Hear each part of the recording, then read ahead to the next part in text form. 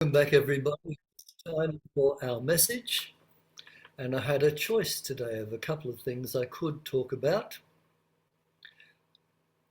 One of them was the three truths. Another one was temples and trees. But I decided on another group of three T's: tent, tabernacle, and temple. There was a great song in the 80s written by Paul Kelly called "From Little Things, Big Things Grow." And in this physical world, that's always been the case. And it's also the reason that we are here, to expand on all levels, physically, mentally, and spiritually.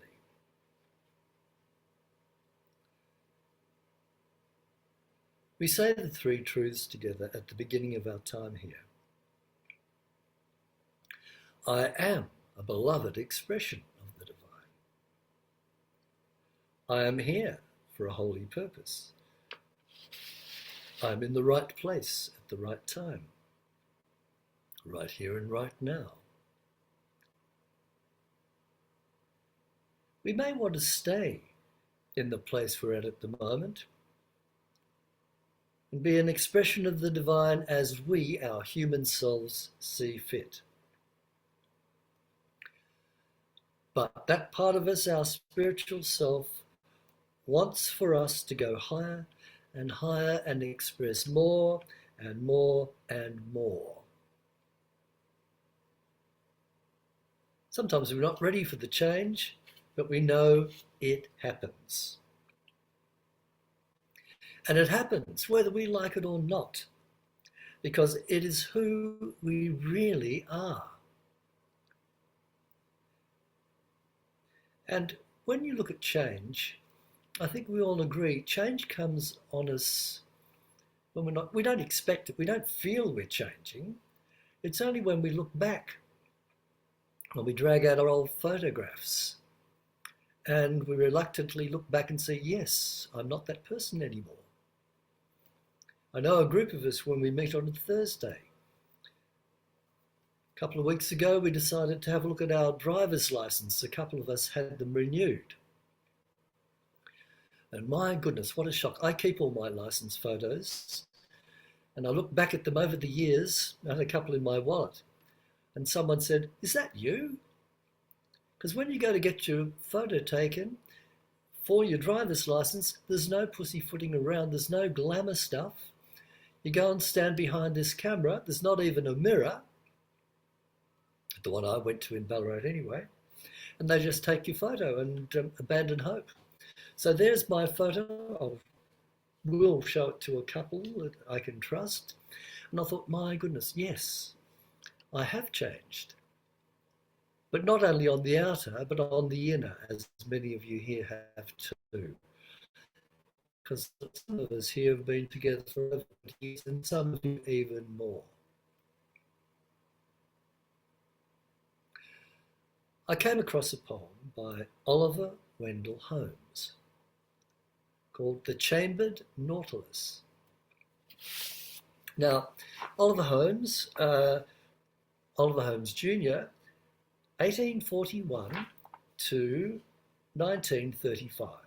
He was a highly influential US Supreme Court associate and known for his clear thinking, and they call it the present danger doctrine, often nicknamed the Great Dissenter. A Civil War veteran and very philosophical. I didn't see him mentioned in the Transcendentalists along with Emerson and Thoreau, but I need to do a little bit more work on that when I go back over my notes. So what he wrote, I may have read this out once before: build me more stately mansions, O my soul.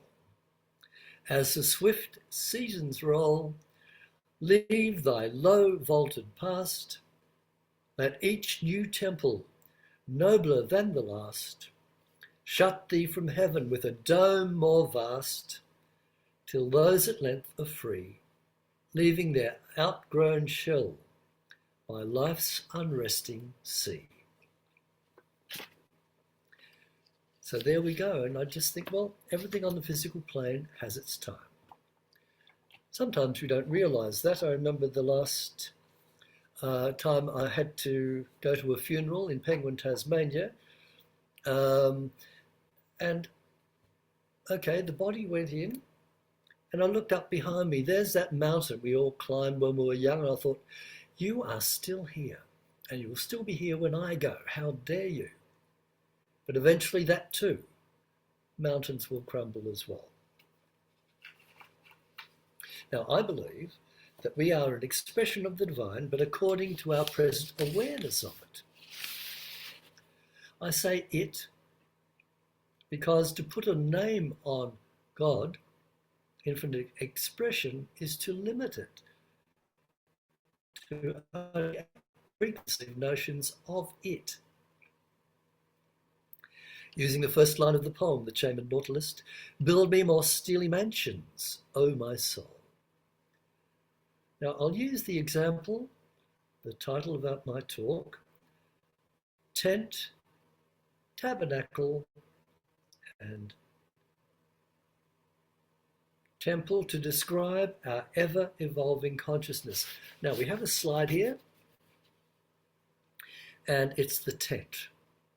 And according to the revealing word, which I advise you all to have a copy of, there it is coming up, the tent. This refers to our flesh and blood body that we go in and out of again and again, incarnation after incarnation, a temporal abode. Charles Fillmore's got a fair bit to say on this, and he talks about reincarnation being a great gift to us, because to try and do everything in the one life, what an effort. So the Great Spirit has been kind to us. Now, the children of Israel, after escaping the bondage of Pharaoh in Egypt, spent years wandering through the desert seeking the promised land. And most of us know that metaphysically, the Israelites represent the illumined thoughts in consciousness, which are undergoing spiritual discipline from sense consciousness to spiritual consciousness, and from Egypt, which represents bondage, and that is a big step for the Israelites at that time. Catherine Ponder, in her early books, talks of chemicalization. We don't use that word much now for some reason. I haven't seen any modern writers or contemporary writers over the last 10 years use that term. But it's when some of those new ideas that from our consciousness reach down into our subconsciousness, the subconscious doesn't want to let go. King Pharaoh is very, very tough. But if we kept at it and at it, those terribly hard things to move that we've had over the years, what we have collected in this solar plexus area, the subconscious, eventually it won't go without a fight. And so we have dark nights of the soul.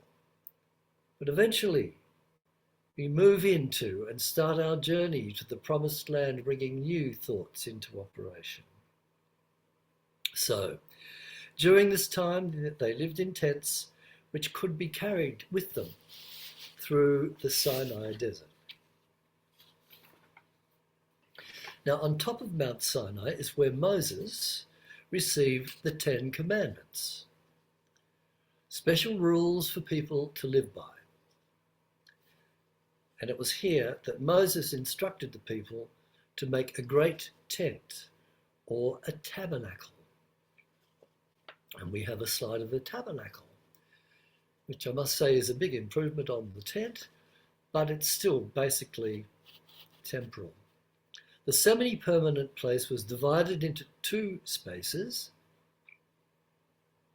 the holy place and the most holy place, and surrounded, as you can see, by a rectangular courtyard which only the high priest was allowed to enter, and inside was called the Ark of the Covenant. Now look at those tents in the middle of the desert. My goodness, what a trial. as they kept moving, looking for that promised land. The extreme heat of the day and the extreme cold of night. So at times they spent more than just one night in one place, and by the looks of this, they spent quite a bit of time there, but they got together in this tabernacle. Now, the Ark of the Covenant represents the original spark of divinity in our being. This was kept hidden, and only the priests were allowed to enter, because that's the temple for later. It contained all the secrets that the people could be trusted with in there. Some of this knowledge the people weren't ready yet for it, according to the wisdom of the priests who were controlling the whole deal at the time. And we read in the Bible where it says, "Don't cast your pearls before swine."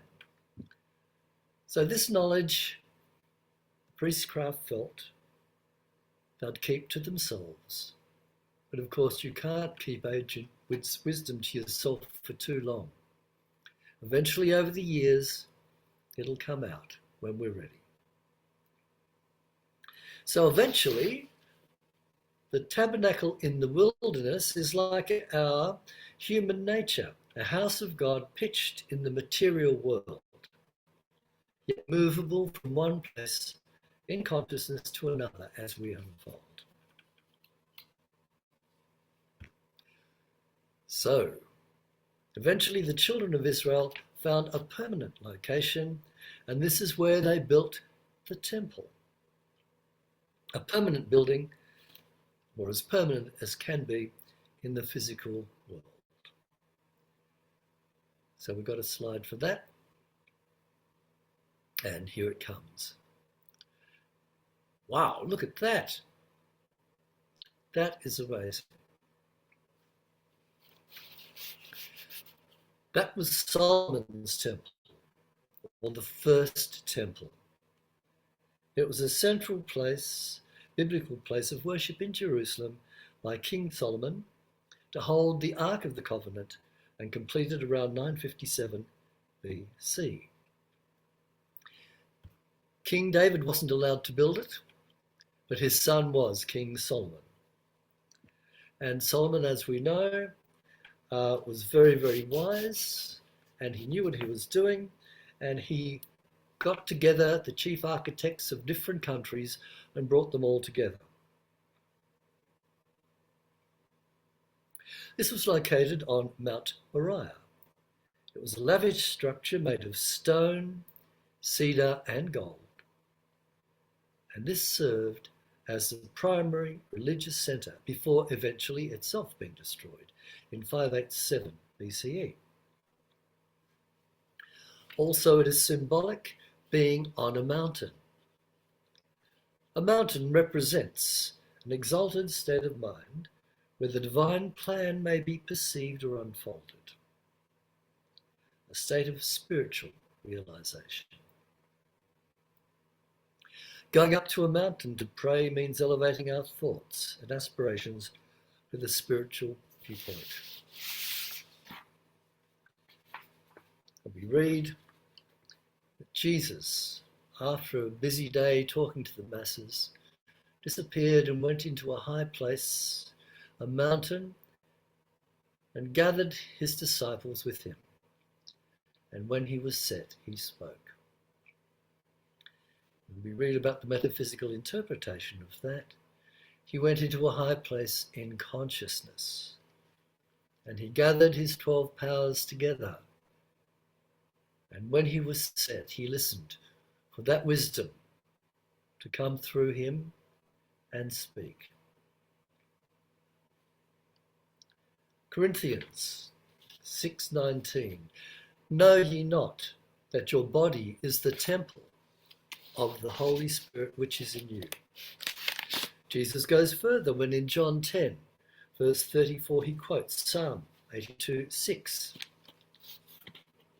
Is it not written, in your law I said, ye are gods? That saying upsets an awful lot of people.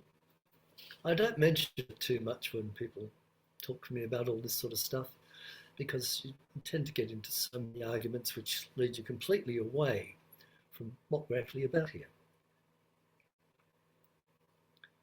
And I notice too that we are gods, yes. We are born perfect. We've got the perfect seed in us, but we're still unfolding and unfolding and unfolding. So, as progress through our time here in this life or another, we can give thanks to those way-showers who've gone before us, who have exposed us to some of this supposedly sacred information, in the past known only by a few, but when we're ready, it'll be known by more and more.